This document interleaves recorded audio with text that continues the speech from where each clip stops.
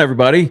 Welcome to the Tom Rowland podcast today, brought to you by Starbright. We have an outstanding guest for you, Rosie K. Moore. If you are on Instagram, you've probably seen her, probably on lots of other platforms too. She is an ecologist, an influencer, an author, apex predator research. She does crazy things, and I can't wait to dive in and find out what exactly got her started and where she's going with all this. She's got a new book out, which is exciting. And but I'm sure that you've seen her. Rosie, how are you today? I am great. How are you? I'm doing fantastic. Thanks for joining. I appreciate it. I'm excited to kind of dive in here. I've been watching your videos. You do crazy stuff. How did you get started doing all this? Yeah, it's kind of a crazy mix of things that I do, but I actually moved to Florida probably 10 years ago now, which feels like forever. I guess I'm getting old. From where? From Missouri, Okay. big Midwest girl.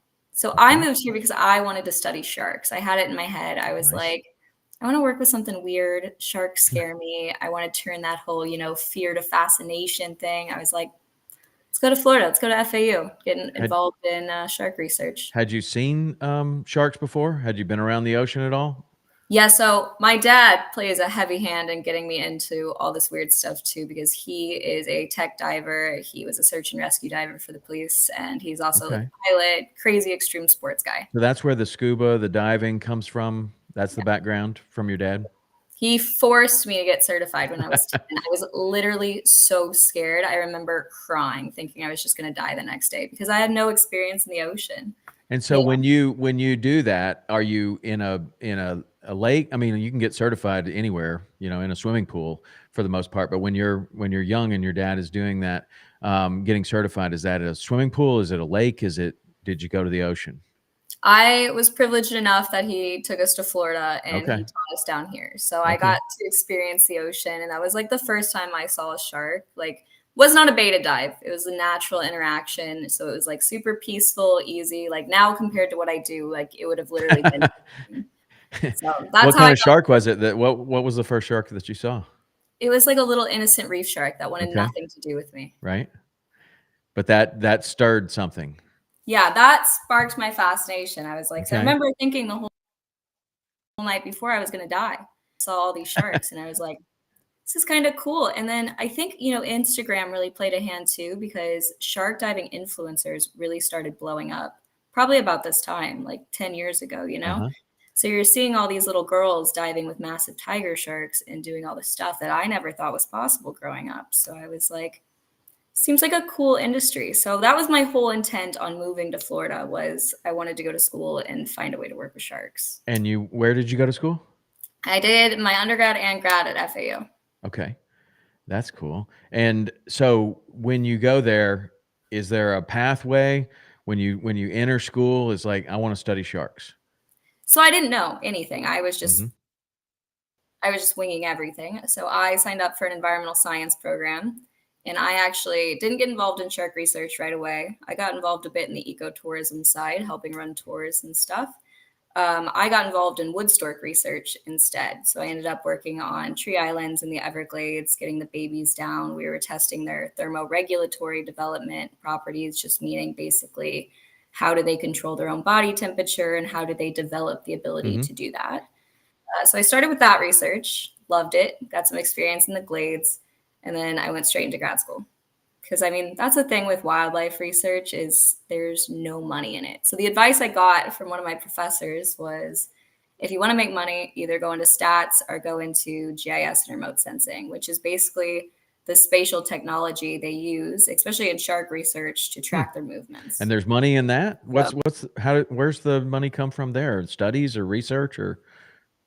yeah, I wouldn't say there's money in that, but there's more money in it compared to like field work. If you have the really hard office-based skills like coding or remote sensing, you just have a more advanced skill set that is more sought Mhm. after. So typically the pay is better. Okay. So 10 years ago, where was shark research compared to where it is today? I think, I mean, I haven't read a study saying all this, so don't quote me on it, but I think shark research has become like the hot new thing. I think, like I said, Instagram really blew up the shark tourism industry. So many people are getting more hands-on experience with sharks. I think that's really pushing more and more people to want to study sharks. Okay. And do you think that they're like one of the things, it wasn't very long ago, it seemed like everyone was talking about how the shark population was plummeting to these levels that they're going to go extinct any day. But meanwhile, when you're in Florida, it surely doesn't seem like that. So I'm sure that you have an opinion on where we are with those two narratives, like one being that sharks are almost extinct, and the other being that every time you go out anywhere in the state of Florida, there are more sharks than we've ever seen before. Where do you sit on that? So that's definitely a It hot is. button topic. I'm always very cautious when I tell people I did anything with the shark ecotourism industry and stuff, and it's a very complex issue. So on one hand, what we're seeing a lot here is the shifting baseline theory, which I'm Yep. sure you've heard of. So if my grandpa used to go fishing 100 years ago and he used to see 100 sharks a week, let's say, but then I'm growing up and he's teaching me to go fishing, and when I go out I see 25 sharks a week. But then all of a sudden I start seeing 50. To me, that population is exploding. But to somebody in a historical context, it's still not back to normal levels. And on the other hand, local populations aren't an indicator for global Right. populations. And then it gets a bit political too, with why are we doing X, Y, and Z to conserve shark species, but then other countries aren't upholding their end of the deal. And then the laws aren't global. So I mean, it's definitely a hot button issue too. Obviously, the shark diving industry, we feed Mm-hmm. sharks, and that does change their behavior. Every study has shown it does change their behavior. Um, but you also have to look at so many other ways that people are changing their behavior too. Like if you're throwing scraps off a Sure. marina, you're bringing more sharks in, and that's not necessarily tied to the shark diving industry. It's tied to just people's behavior in general. They've always been accustomed to boat motors and other things like that. And some countries I've worked in, it's not like it is here in Florida. Like if you go to the Maldives, it's one of the biggest hotspot places for tiger shark diving. You'll have 40 at one time. They have zero like Hmm. negative opinions of sharks. The fishermen love them. The shark dive operations buy discarded scraps and tuna heads from the fishermen. So it brings a lot of ecotourism to a really small island that has always thrown scraps in the marina, and the sharks have always been there. So I don't think it's a clear like Yeah. black or white issue of it's a hard topic, and I understand everybody's side of it too. It's almost like the tragedy of the commons. We all want to use the ocean how we want to use it. Fishermen want to catch fish. Shark divers want to go shark dive, and then our hobbies are kind of That's clashing. right. Do you think that in the United States we could ever get to a place more like the Maldives as it comes to sharks? I think there's a lot of just opinions of sharks that are so finely ingrained in certain communities that it's hard to overturn that. It's hard to get people to come around to having an entirely new opinion. It's like once you already think a certain way, or it's just part of your community, it's really hard to Yeah. change that, I could say. And when you study, the more you study sharks and the more that you learn about them in a technical kind of classroom environment, does that change? Like, do you have two different opinions of sharks? Like, one, you're actually out there, you are underwater with them. Another is that you're studying theories about sharks. Do those clash for you in an academic setting versus a reality setting? I think, I mean, if I'm taking this question the right way, it's one of those things. So there's even, like I said, there's studies on changing shark behavior and stuff. And it's like, I think you come at things with a different angle when you have a lot of hands-on Hmm. experience with them, or like you're doing it for an ecotourism purpose too. But I also think it opens up a lot of doors where you have different perspectives of a species, and it might open new pathways for, well, we should do a study on this, or we should look into why this interaction is happening and not here. So I think it does change your perception Yeah. a bit. We have one question already. Charlie asking if you think the sharks are becoming more aggressive, because that certainly is something that most of the fishermen are saying, and in my experience is that they are becoming far more aggressive in certain places, maybe not everywhere, but it sure does seem like everywhere. And it sure does seem like not just around the marinas and not just in the fishing spots, but I mean, we'll run to the Bahamas. You stop in the middle of you know, middle of the ocean, catch a tuna, and boom, they're right on it. Do you think that they're becoming more aggressive in Florida? So I wouldn't say that they're becoming more aggressive per se, but I would agree with they're becoming Mm, bolder. So even in the water with a bunch of bull sharks or something, they will become very bold and more assertive if you feed them a lot. The more they're fed, the more they hand fed during that dive, they get really fired hmm. up. I wouldn't say they're becoming more aggressive just in general behavior, but I would agree that they're more willing and likely to approach a boat or a diver. Like if you think, why do we say don't feed bears or don't feed wild alligators? Because they associate us with food and then they're more likely to come close and to investigate and they lose that natural fear. So I always use that analogy. It's like I can't advocate 100% for feeding sharks or doing X, Y, and Z if I wouldn't say that for other wildlife. But again, those animals typically have more interactions with humans and are more of a risk.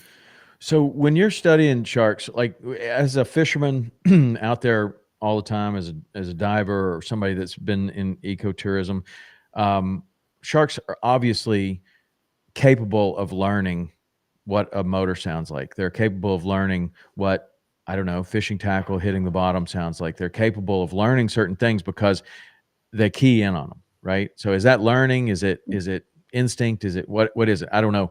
But as you learn about sharks and all the different research that you've done on sharks, what is have you come across any studies about their ability to learn and how quickly they can learn versus other mammals, other fish? What do you think about that? Because that's what a lot of people say. It's a learned behavior that they're following the fishing boats, that they're going to the dive spots, that they're going where they can eat. I mean, they are the ultimate survivalist, right? Like the sharks are. They've survived everything. So they've obviously got to have a good sense of being able to learn behavior. Definitely. There's only been one really good study that came out on it because there were previous studies, but they were lacking baseline data. So basically, they couldn't ensure that that population had never been Mm. fed before or had a human interaction. But I think Tristan published a paper a few years ago, and he actually showed that they retained the association from a new population. They started feeding them boat motors, whatever. They show that they retain the association between the boat motor and being fed for up to 30 days post feeding. So if you feed them for a while and then leave them alone for 30 days, allegedly they could lose some of the learned behaviors, stop Hmm. associating. They do learn Wow. behaviors. I wonder, you'll hear other theories that if certain population learns something, that somehow I think it's called morphic resonance. Have you ever heard of that? Where like Mhm. certain other species or other in within the same species, other sharks nearby that haven't been fed somehow learn that behavior. Could happen with birds. It could happen with different things that one portion of a species learns something, and somehow other unrelated individuals in the same species somehow learn that same thing. Have you ever heard that or seen that? I have heard of that in other animals, but I've never heard about it in Right. sharks. So I don't think anything's ever been done on Yeah. that. I don't know. It's a very interesting thing because there were some things about I think it was mockingbirds or crows or something where they were learning about, it was like a milk delivery, and these certain crows or mockingbirds would be able to get the cream from the top of this milk, and then they learned all over. All these other birds learned the same thing, and that but they weren't in the same. I lost your audio. They weren't in the same area. But then all of a sudden, these same type of birds started doing that same behavior in other places, and they didn't seem to be interacting with one another. That's fascinating to me. I don't know. Yeah, definitely. So from sharks to gators, like, do you just start going after all the different apex predators? Is that what's the most interesting to you? How do you end up in the water with alligators, sharks? What else? Well, I couldn't find a job working with sharks after grad school. Well, I was still in grad school, but I was looking for like an internship or some sort of lab job to get involved with more research. And the only thing that was really hiring that was near me was a reptile lab in Davie. Okay. So I got sweat. The job advertisement was like saying working with pythons and crocodiles and stuff, and I was like, well, that could be cool. I was like, it's not my intended target, but I was like, I would be interested in learning more about it. Turned out to be the coolest thing I've ever done, and now I feel like I'm more heavily associated with snakes and crocs and gators than I Really? am sharks. Really? That's interesting. Like, so, something unexpected like that. What is it about the alligator and the snakes that you like that was not expected when you first kinda, go to that lab for the first time? Well, I knew nothing about like pythons when I started there. I remember one of my first, probably my first week or two, they're like, who has never caught a python before in like our group chat? And I was like, well, I haven't done it yet still. They're like, okay, show up at the lab at this time. And they literally just dump an 11-foot python on the floor and they're like, okay, grab it. And I was like, what? I was like, this is my training. I was like, I don't know how to do that. Or they would just send us out to the Everglades in the middle of the night on an airboat. And they're like, all right, you got to catch the alligators. And we'd have to learn to snare them and bring them up. And so it was really cool, it really pushed me out of my comfort zone. And I had to do a lot of really crazy things. And I think it's like the sharks. Like, I like the weird, crazy animals that I mean, reptiles, I think, are more understudied right now than sharks. I think we're going to see kind of the same shift where I think it's kind of blowing up on social media to have all these Everglades influencers now. So I think we'll see the same shift where we see a lot more people going into herpetology research.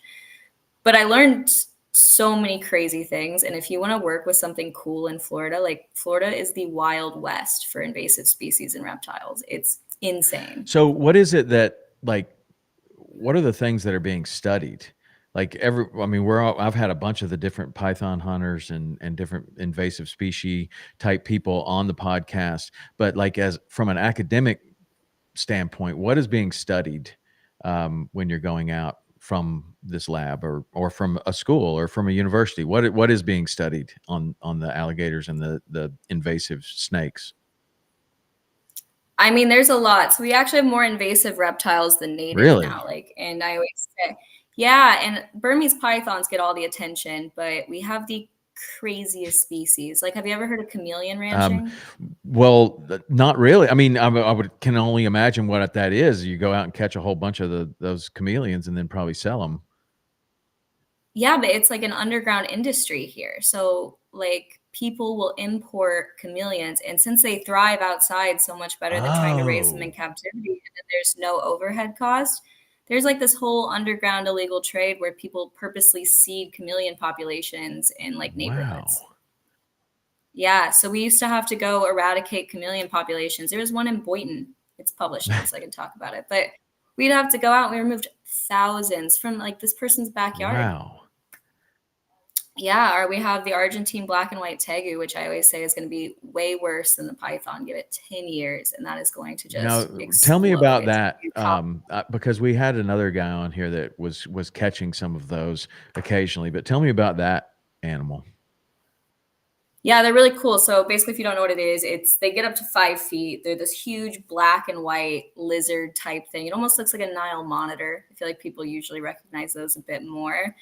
And they're omnivores, and they basically their main diet is ground nesting animals, eggs. So we used to trap them by putting eggs out Hmm. into a trap, and they would go in to try to predate the egg. But that's a huge problem because we have so many ground nesting animals, including the American crocodile, which is just now rebounding. And they just found out the Argentine black and white tegu is now in the same habitat as the Wow. crocodiles. Wow, that's Mhm. unexpected that an invasive lizard would affect the crocodile population, but it certainly could Yeah, like that. So where does that animal come from? Argentina. Argentina. Yeah, and they're a little bit scarier too because unlike the pythons, they can overwinter. So they can go throughout the whole state. They've showed them overwintering in Georgia through freezes. So they don't have any sort of temperature control like we see with Burmese pythons or the established caiman that we have Wow, here. and so how does something like that, or the pythons, or any of these invasive species, how do they get here? Is it pet trade? What is it? How do you think they get here? A lot of it's the pet trade, which is a huge another, like we have such a crazy pet trade in Florida with the exotics and the venomous species and stuff. So a lot of them are escaped Hmm. from that. People always think Burmese pythons got out from the hurricane and the pet facility in Florida, but they've actually shown that's not true. They said the most likely form of release based on the spatial temporal studies would be 2 or 3 medium-sized Burmese pythons released around the Flamingo Hmm. boat ramp. But it's also interesting, like I was talking about the underground chameleon industry. It's also a very well-known thing within the herping community for people to intentionally seed invasive species so they can go look for them for fun. Wow. So they'll put them out there. And wait, tell me about go back to the Flamingo boat ramp, because that's an area that this audience is very familiar with.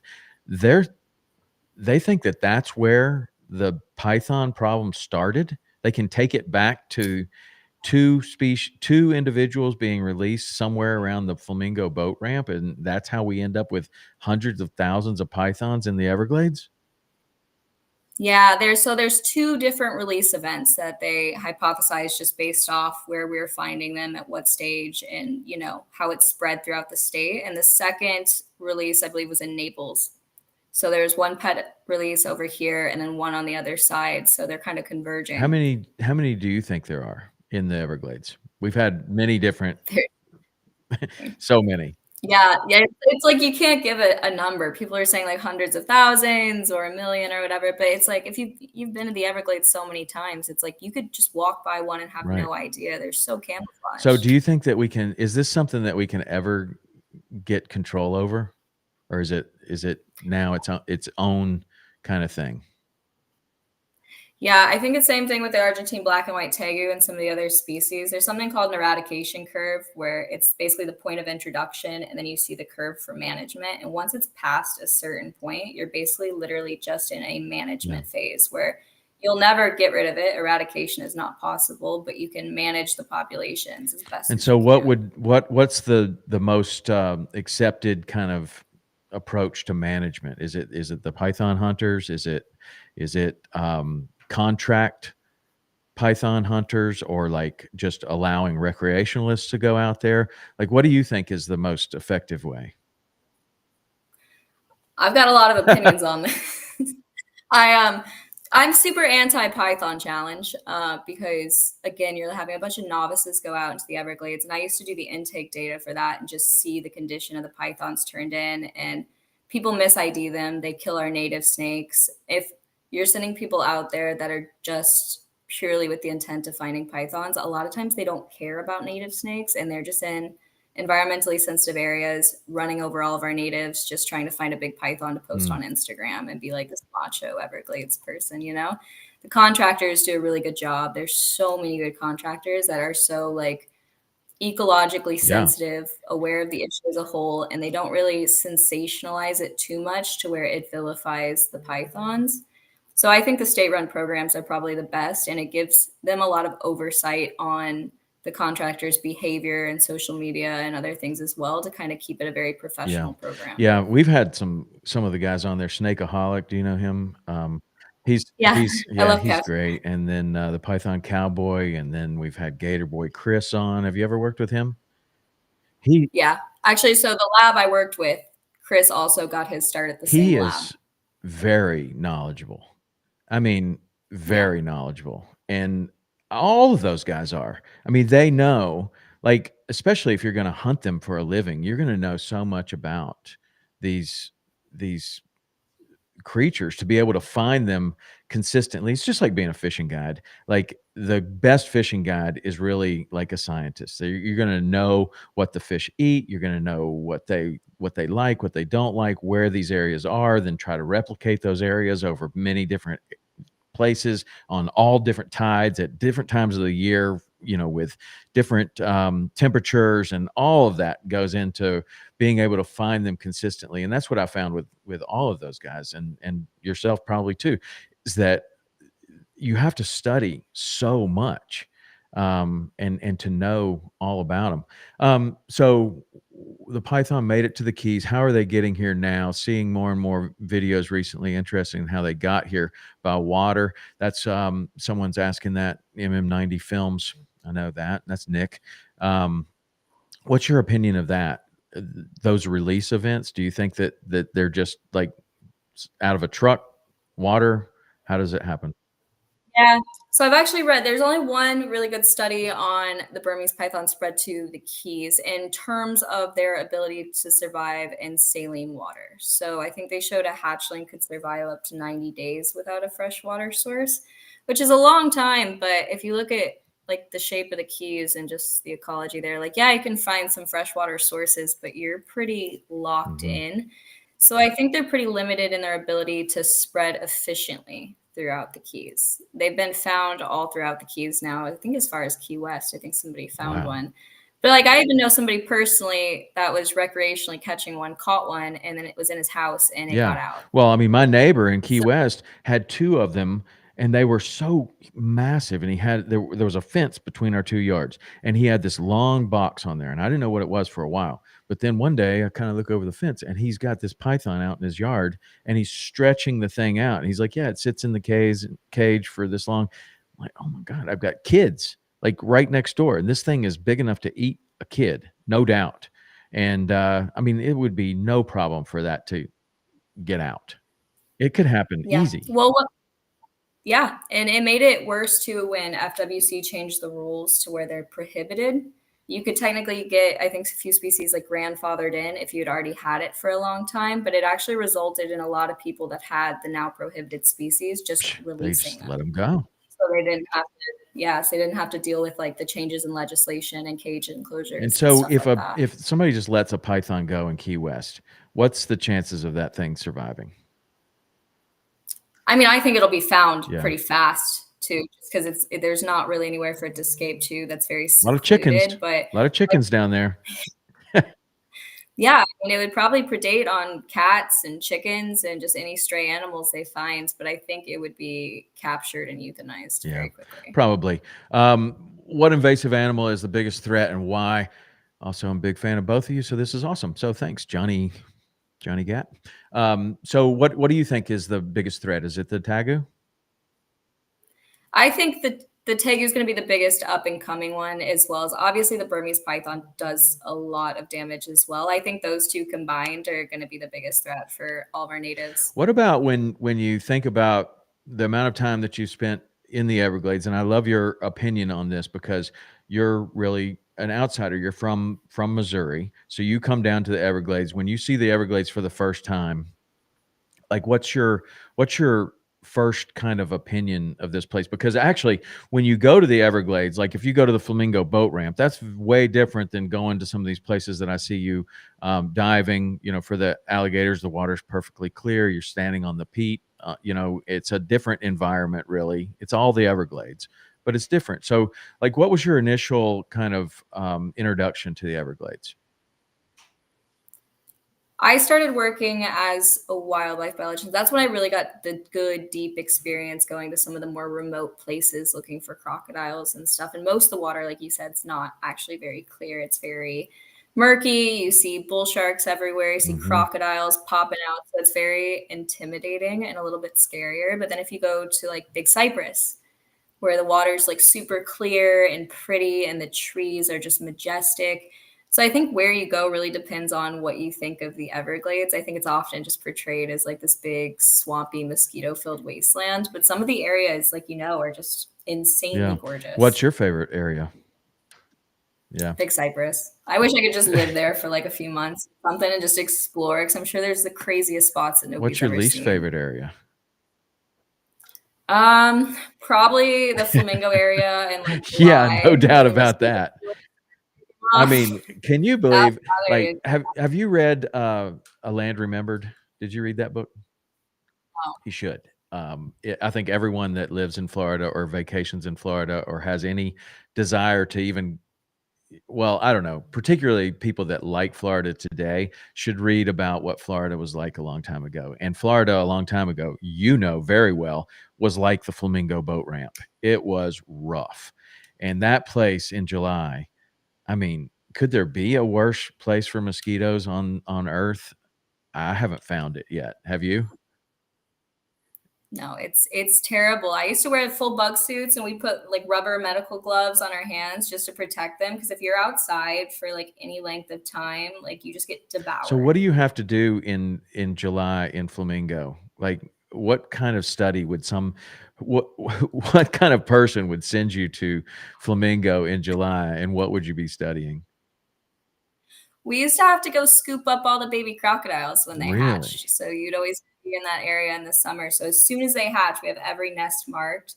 We'd go to that nest and collect all the babies and tag them before we re-release them. So it's a long night. Like the hours would be 15, 16 hours working out there collecting babies. So you can imagine how many mosquitoes you're Yeah. exposed to in that How time. many babies would be a good night? I think some nights we got over 200? Do 200. they bite, those little ones?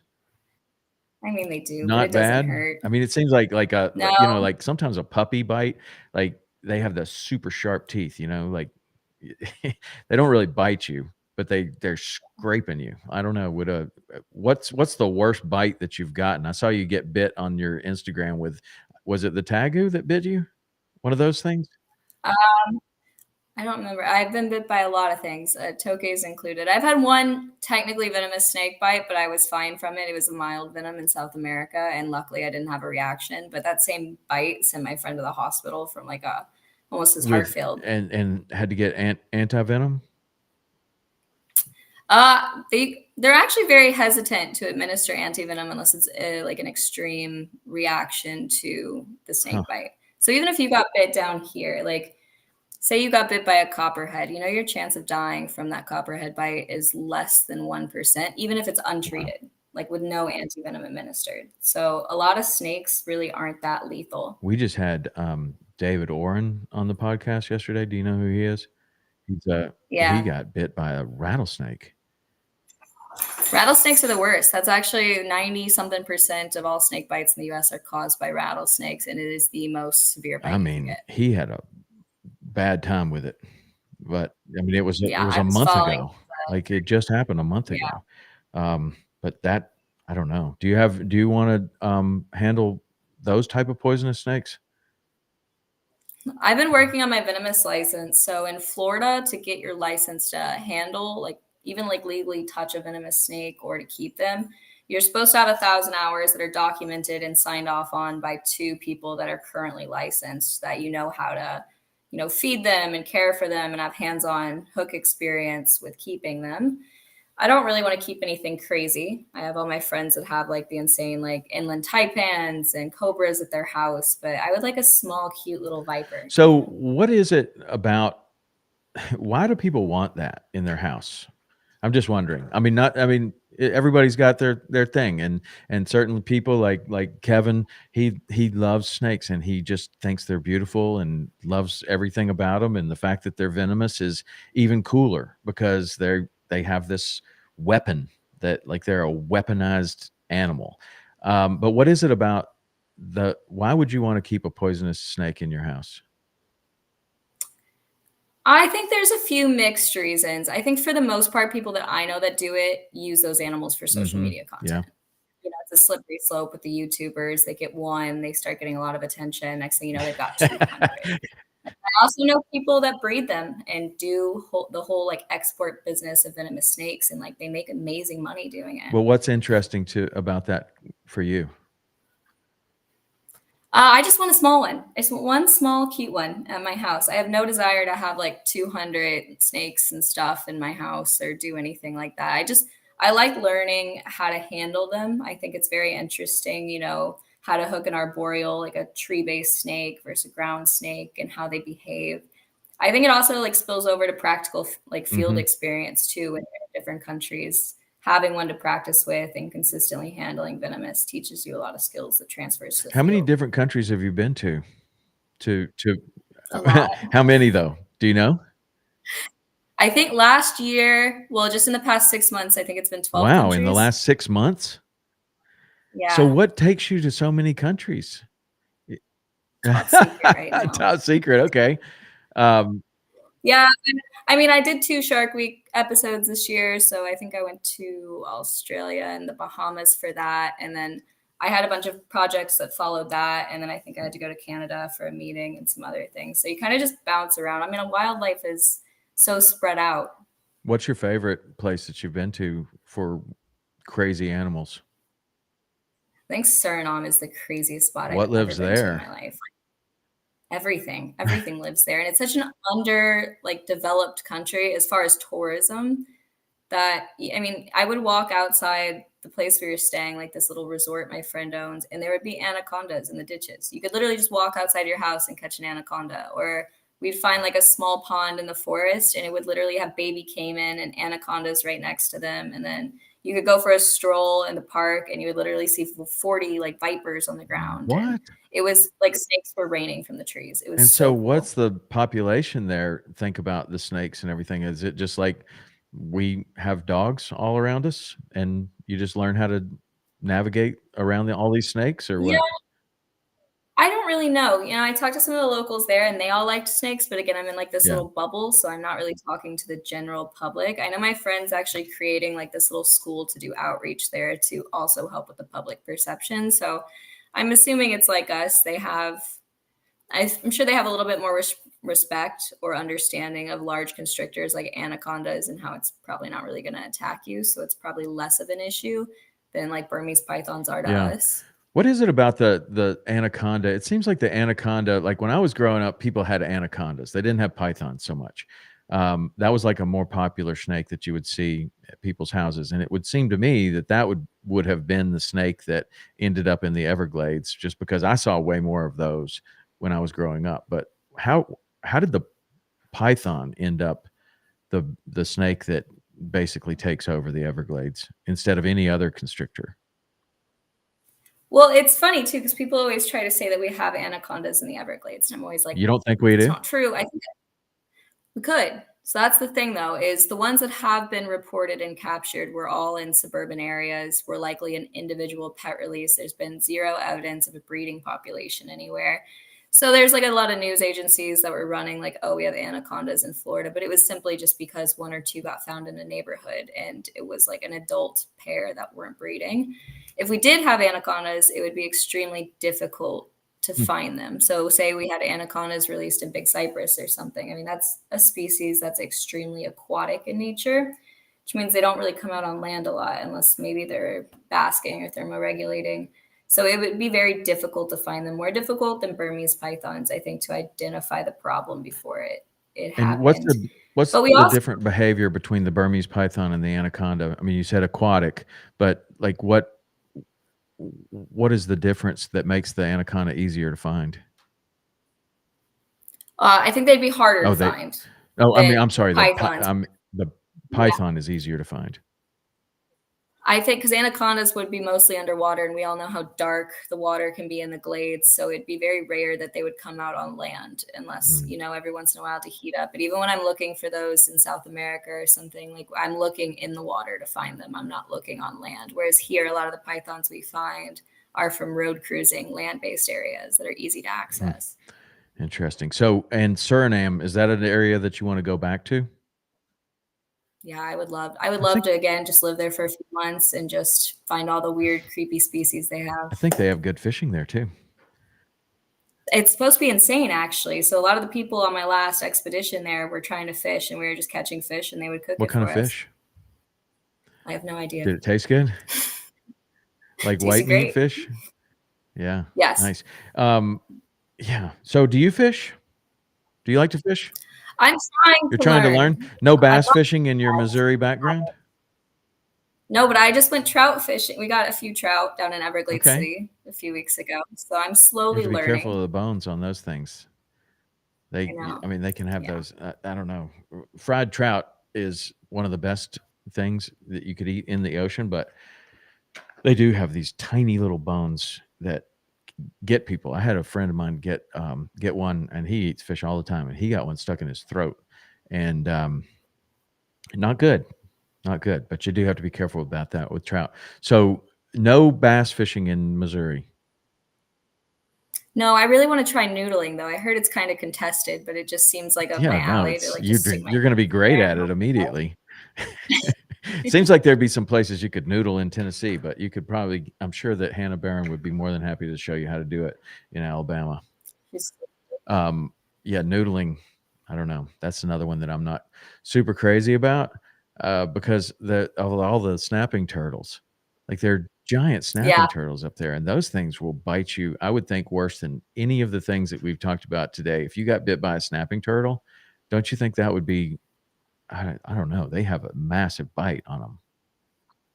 I always say I'm more scared of running into one of those on accident when I'm in like the murky glades water than I am like an alligator, because the alligator is going to run from me, but I bet that snapping turtle is Have going you to ever had terrify one me. bite you or try to bite you or run into it? Nope, I've seen a few out in the wild, but I've never like had any like There used close to be that calls with guy them, Turtle luckily. Man. He seemed to have a social media future, and then I don't know what happened to him. He just kind of disappeared. But he used to get bit by those things all the time. So tell me about your book. Oh, I'm so excited. That took me forever to do. It's the first book I've written, and I was so determined to do it all myself. I was like, I want to write it, design it, do the Really? layout, and So publish it what do you know on my about writing a book? Because I've had a number of artists on, and I mean authors on, and I find that each person's it's a journey into writing this book, and a lot of people get started in writing a book, and it's far different than they thought. And most people say that it's the hardest thing they've ever done. What's your experience with I writing a re- book?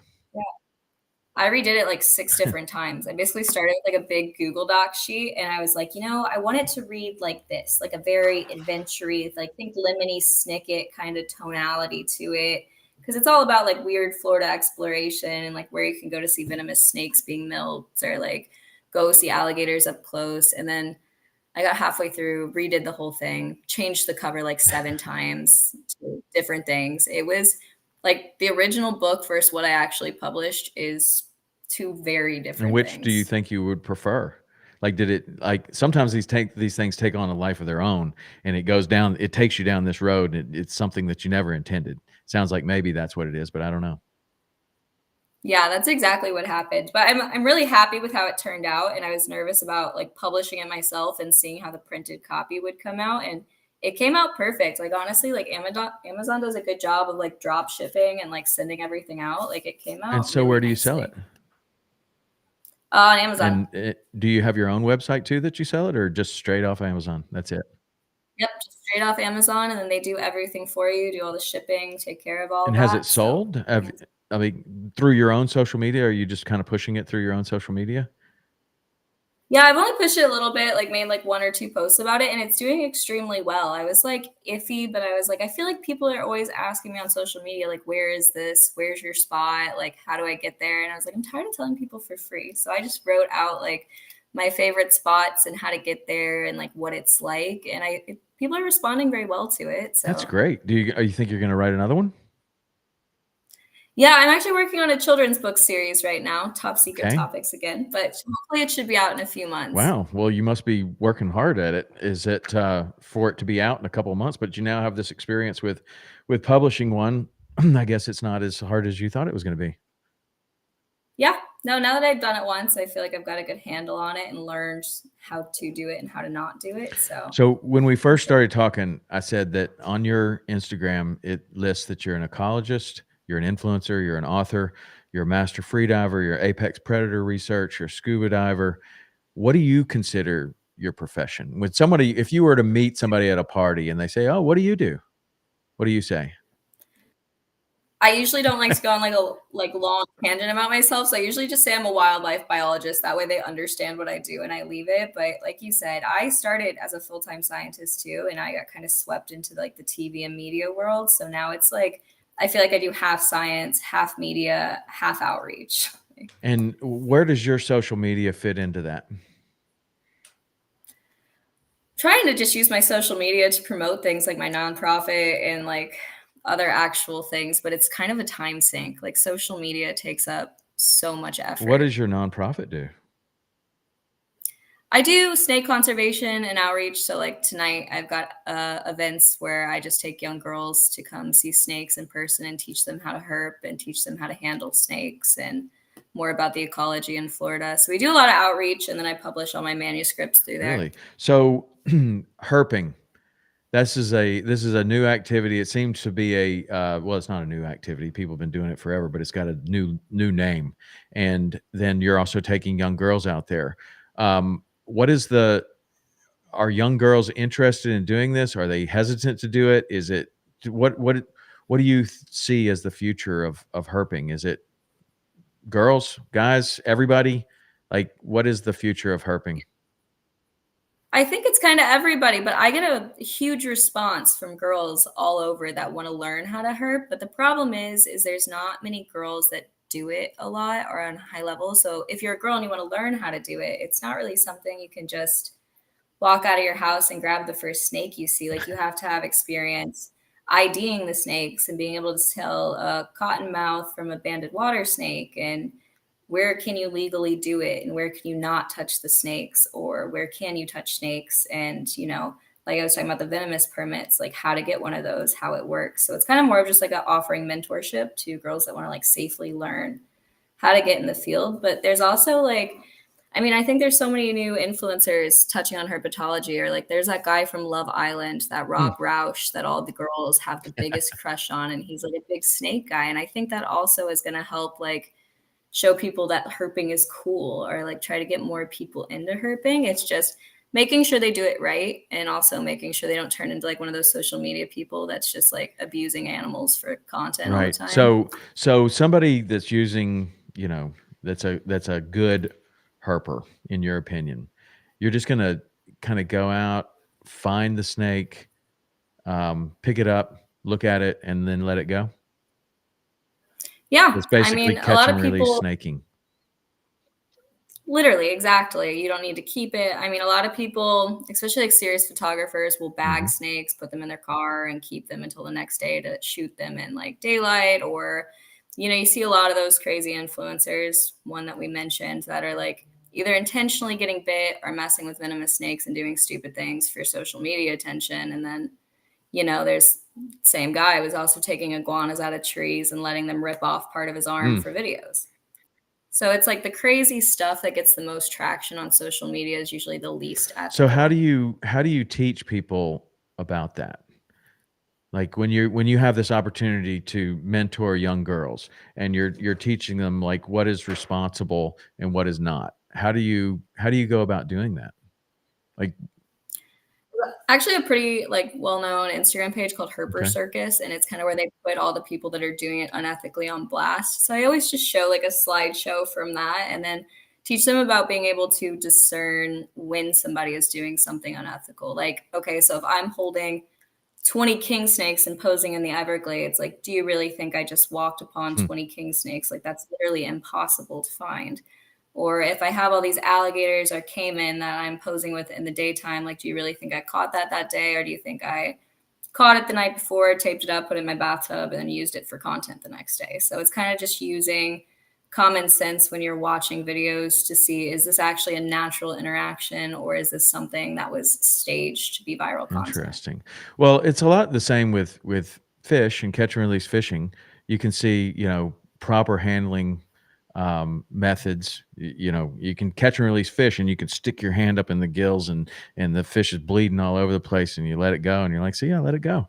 I mean, that's not cool, right? So Yeah. you have to kind of people have to get into it in a way that someone that is mentoring them or teaching them is actually doing it right.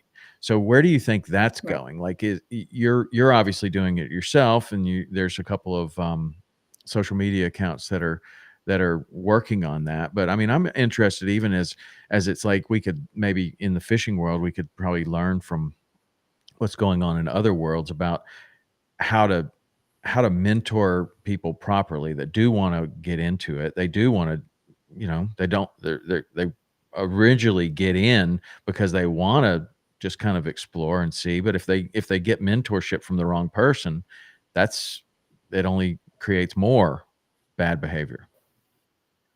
Yeah, exactly. And I think, like I said, the more unethical stuff you're doing, usually the more viral you go on social media. And I think, social media following typically gets perceived by the general public as expertise or credibility. So what sucks is a lot of those accounts that do it wrong get a huge following, people look up to them and start thinking like that's how we should interact with wildlife. So it's kind of unlearning those behaviors or trying to get other accounts big. Like, I mean, Chris Gillette and Snakeaholic, like you mentioned, they're great. They do everything by the book. Like, they don't ever do anything unethical. So there's a few big accounts that I think give off more wholesome vibes and kind of do more education than they do sensationalism. So, as far as herping goes with conservation, how does getting more people into herping help with conservation, in your opinion, in the future? I think it gets more people involved, and it's almost like I said with the same thing with the shark industry kind of blowing up. It's like the more people get hands-on experience with snakes, the more people care or care to learn about them or the actual issues happening or want to get more involved in conserving them. But if you don't know anything about snakes, you've never had a positive experience, then you're probably not going to care or be too motivated to do anything towards the conservation of That's what I snakes. think about fishing in closed areas and things. Is if you're not fishing in there and they don't let anyone go in there, then people just kind of stop caring about that area. Where that's my big thing is like access. I don't want limited access or restricted access or no access. We need to be able to continue to go in there because really the hunters and fishermen and people like yourself, the herpers, these are the people that care the most about those particular areas. Like, and so if no one goes in there and then there's a proposed strip mall, you have no resistance to it. Yep. Nobody cares, like, because nobody's been in there in 30 years. Nobody knows what's in there, right? Yeah. So that's cool. Well, where do you think that, like in the next 5 years, where do you, what do you think you might, where's this journey going to take you? I don't know. I've got some more TV projects coming up in the works. I'm trying to take more of a producer and more of an active role in creating shows and, getting Really? the topics that I care about on a big screen and get more eyes on them, especially involving snakes. And Hmm. because snakes are very hard to get on TV shows. You would be like shocked unless you're doing something crazy like python hunting. It's a lot of networks don't want to touch anything snake related because a lot Really? of people assume Why like is that? It seems like you had like Steve Irwin, you had so many people, Austin Stevens, these people that were on TV for a while and made these. I mean, they made the network tons of money. Steve Irwin made the network lots of money. You would think that they would want to replicate that. but they don't. No Why network though? wants to touch it now. So, I mean, the TV industry is kind of finicky, and we're also just seeing a huge crash in actual TV. Like Animal Planet's done, Nat Geo, greenlights things 2 years out. Discovery Channel's still great. Um, but also, people are very, I don't know, I want to say the consumers are smarter now. And like Hmm. what Steve Irwin did was cool, but also he's just kind of going out and wrangling animals for the most part. And people don't want that anymore. They're like, unless you have a purpose for wrangling those animals, they're like, then we want to do it. But it needs to be like a good, solid mission and a message and things like that. And like I said, on the flip side, there's really nowhere to sell those shows to anyway. So And so, who are you working with these days? I know my video just went dark, but he's fixing it. Who can you say who you're working with? I can say some of it. I have some other projects that are super under wraps I'm not allowed to talk about, but I'm still working with Discovery Channel. I've been working with them for a few years. History Channel as well, and then just some smaller foreign networks. And what's your favorite part of the? I mean, we create television shows as well, and there are certain things about creating television shows that I really like, and other things that about television shows that maybe I don't like so much. What's your favorite part of the process when you have one of these television shows that you're either going to produce or you're going to be on? What do you like about it?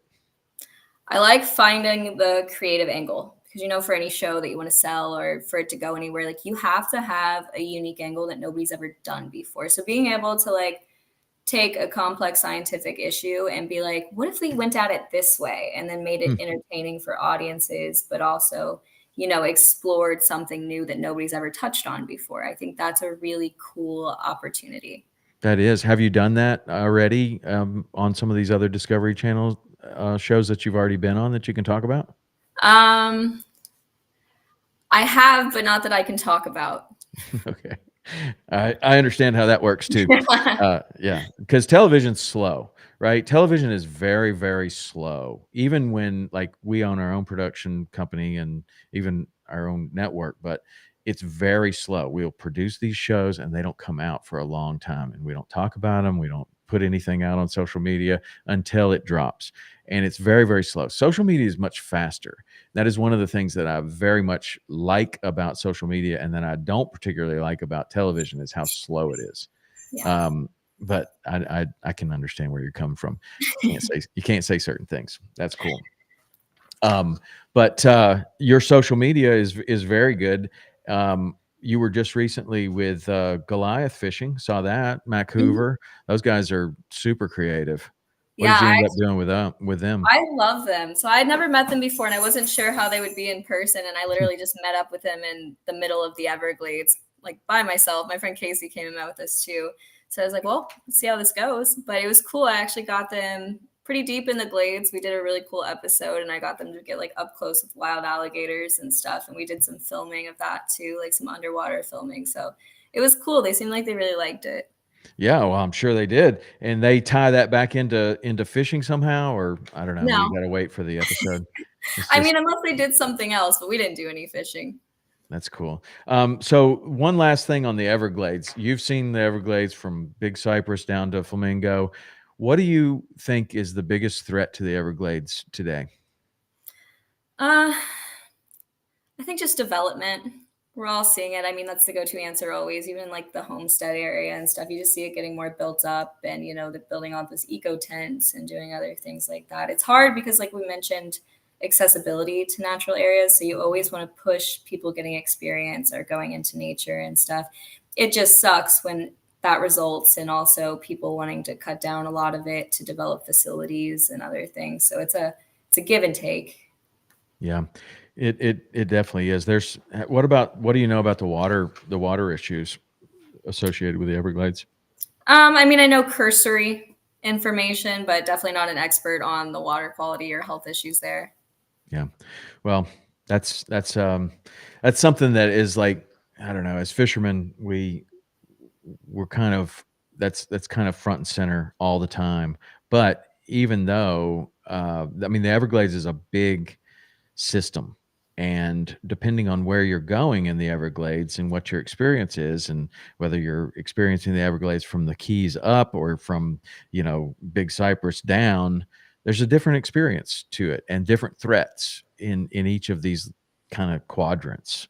um, I don't know. It's taken me a while to kind of get my head around it, and I still don't fully understand it, and I still don't fully understand what the solutions are. But there are solutions, it seems like, and there seems to be some good groups out there that are doing some great work. Do you have any organizations that you particularly like that are working with the Everglades? Yeah, I mean, there's a bunch. There's Everglades Foundation is a kind of a newer one that's been blowing up. Obviously, Captains for Clean Water is blowing up and doing really cool work too. But yeah, Okay. All right, Rosie. Well, I appreciate you coming. I've learned a ton, and man, you got a lot of things going on. So I really, I wish you all the best. And if you want to get her book, it's on Amazon. If you want to watch her do you have a YouTube? I do have a YouTube. What is that? How do they find it? Rosie K. Moore. Rosie K Moore. Is that across everything? Yep. All right, Rosie K Moore across everything. Go follow her and check out her book. But Rosie, thanks. We should do this again. I'd like to. Thanks for having me. I appreciate it. All right, you're welcome. Okay, that's it for today. We'll be back next week with another awesome guest, just like Rosie. You can go check out all of her social medias and her book, and we'll be back. If you have any suggestions for guests, just like we had a suggestion for Rosie, give me a text at 305-930-7346. That's the text number. You can also email podcast@Saltwater Experience. We'll do our best to get that person on and ask them some cool questions. If you like this live format, I'd like to know that too. We did have a few people come and ask some questions. I thought that was kind of cool. So we'll continue to do this a little bit, but certainly would like your input on whether you liked it or not. All right, that's it for today. We'll see you next